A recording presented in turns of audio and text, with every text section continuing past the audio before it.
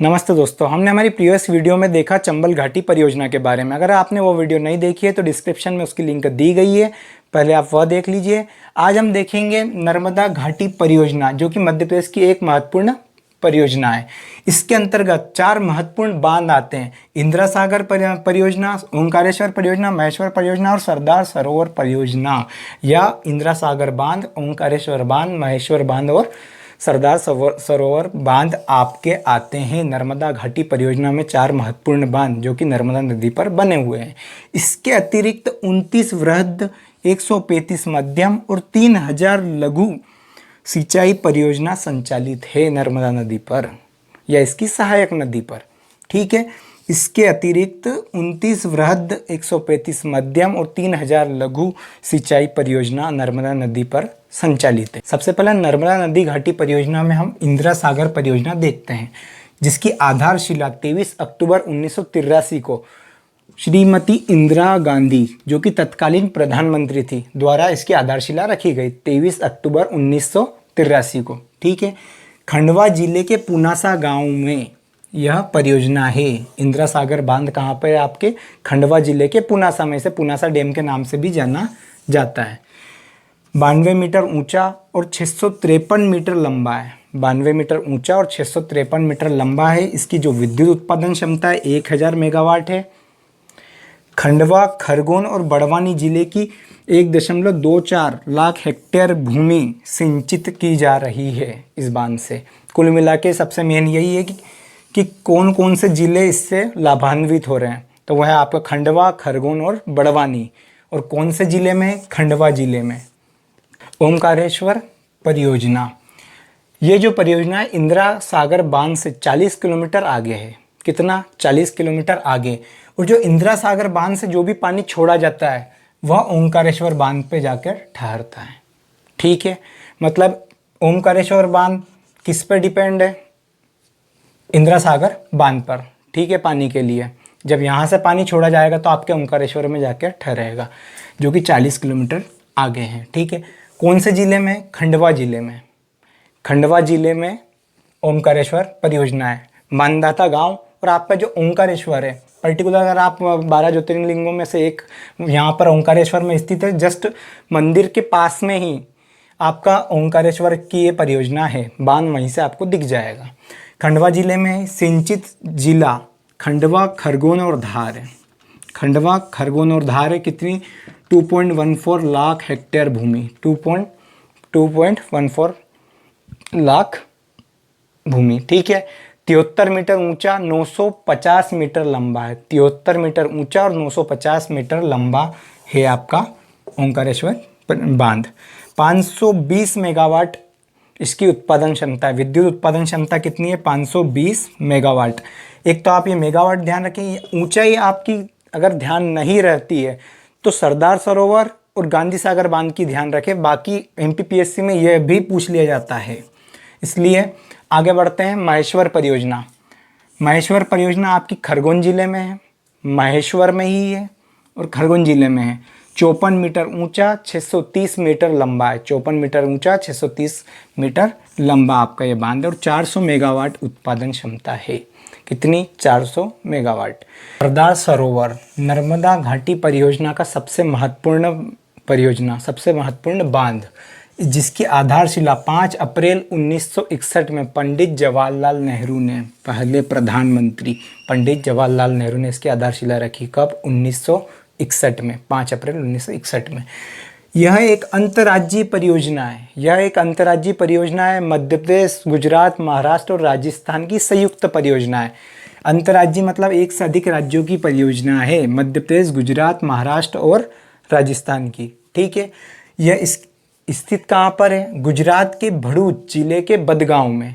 गुजरात के भरूच जिले के बदगांव में।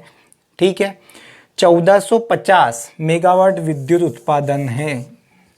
इस बांध की जो विद्युत उत्पादन क्षमता है वह कितनी है? 1450 मेगावाट। अब इसका जो विभाजन है, इस विद्युत का विभाजन, मध्य प्रदेश को इसका 57%, महाराष्ट्र को 27% और गुजरात को 16%। ये परसेंट भी पूछ लिए जाते हैं एग्जाम में। इसलिए ध्यान रखें कि सबसे ज़्यादा किस राज्य को दी जा रही है, तो मध्य प्रदेश को, सेकंड में महाराष्ट्र को, उसके बाद गुजरात को। अब आप सोचोगे कि राजस्थान, तो राजस्थान को विद्युत उत्पादन में शेयर नहीं है, उसका जो पेयजल है, पेयजल व्यवस्था या सिंचाई व्यवस्था में राजस्थान का हिस्सा दिया जाता है, ठीक है, विद्युत उत्पादन में नहीं। ऊंचाई इसकी 121.95 थी, जिसे बढ़ाकर 2017 में इसकी ऊंचाई 138.6 मीटर कर दी गई, जो कि देश का दूसरा ऊंचा बांध है। तो पहला कौन सा है? टिहरी बांध, उत्तराखंड में है, ठीक है। टिहरी बांध, आपका टिहरी बांध देश का सबसे ऊंचा बांध है। और सेकंड में आपका है सरदार सरोवर बांध, ठीक है। सबसे लंबा आपका हीराकुंड बांध है, जो कि महानदी पर है। ऊंचाई की बात हो गई। अब जो इसकी ऊंचाई है, इससे एक चीज़ और, इससे ऊंचाई बढ़ने के कारण एक चीज़ और, नर्मदा आंदोलन, नर्मदा बचाओ आंदोलन आपने सुना होगा, मेघा पाटेकर जिसका नेतृत्व किया है, एक समाज सेविका है मेघा पाटेकर, जिन्होंने नर्मदा बचाओ आंदोलन का नेतृत्व करा और इसका विरोध करा। जल सत्याग्रह भी हुआ, सुप्रीम कोर्ट में भी मामला गया, लेकिन सुप्रीम कोर्ट ने मामले को खारिज करते हुए कहा कि उक्त बांध की ऊंचाई इतनी ही रखी जाए, ठीक है। अब जो नर्मदा बचाओ आंदोलन है, ये कब स्टार्ट हुआ, ये इसके हम आगे देखते हैं सरदार सरोवर के बाद। इसके पास सरदार पटेल जी की मूर्ति स्थापित की गई है, 182 मीटर ऊंची, जो कि विश्व की सबसे ऊंची मूर्ति है, स्टैच्यू ऑफ यूनिटी। वो किसके पास है? भरूच जिले में है, नर्मदा नदी, या आपके नर्मदा नदी और सरदार सरोवर बांध के पास में है। इसकी जो लंबाई है बांध की, वो 1238 मीटर है। कितनी है? 1238। नर्मदा जल विवाद अभिकरण, नर्मदा जल विवाद अभिकरण का गठन 6 अक्टूबर 1996 को हुआ, 6 अक्टूबर 1996 को। इसकी आवश्यकता क्यों पड़ी? क्योंकि यह 4 राज्यों की संयुक्त परियोजना है, इसलिए जल के विभाजन को लेकर अक्सर इन राज्यों के बीच में मतभेद की स्थिति बन जाती थी। इसलिए नर्मदा जल विवाद अभिकरण का गठन करना पड़ा 6 अक्टूबर 1996। अगर कुछ भी इनके बीच में जल से लेकर विवाद होता है, जल को लेकर, जल विभाजन को लेकर, तो यह अभिकरण इस विवाद को सुलझाता है, ठीक है। नर्मदा बचाओ आंदोलन। अब इस परियोजना में हमने देखे कि 4 बड़े बड़े बांध है और ऐसी कई परियोजनाएं, 3000 लघु परियोजनाएं हैं और आपकी 29 वृहद परियोजना, 135 मध्यम परियोजना। तो इन परियोजना के कारण बहुत बड़ा क्षेत्र डूब क्षेत्र में चल गया, बहुत सी आबादी को विस्थापित होना पड़ा, कई वन्य क्षेत्र भी डूब में आ गए इन परियोजना के कारण। तो इसके कारण नर्मदा बचाओ आंदोलन स्टार्ट हुआ, उन विस्थापितों को उचित मुआवजा मिले, उचित स्थान मिले, उसके लिए 1985 में प्रारंभ किया गया नर्मदा बचाओ आंदोलन। अब 1985 में क्यों किया गया? क्योंकि 9 अगस्त 1985 को नर्मदा घाटी परियोजना का प्रारंभ किया गया। आपकी सरदार सरोवर 1961 में आपकी आधारशिला रख दी गई, लेकिन एक